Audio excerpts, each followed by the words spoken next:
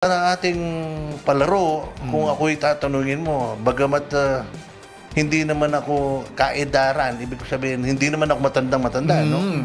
I started sa ating palaro way back in 1977.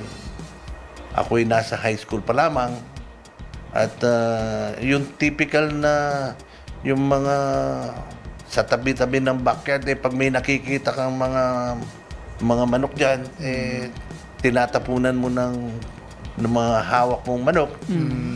I did realize na darating ang panahon, magiging passion ko.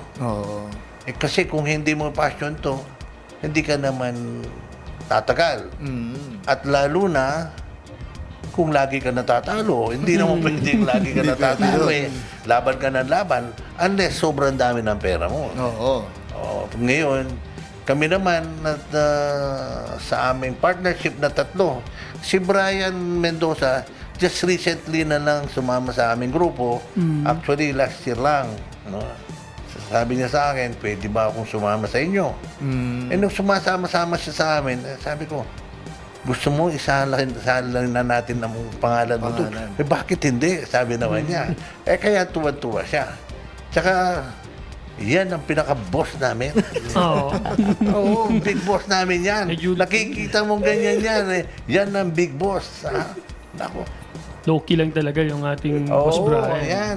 Simple lang yan. Pero, simple lang. Oo, pero may dating yan. Hindi lang kumikibo.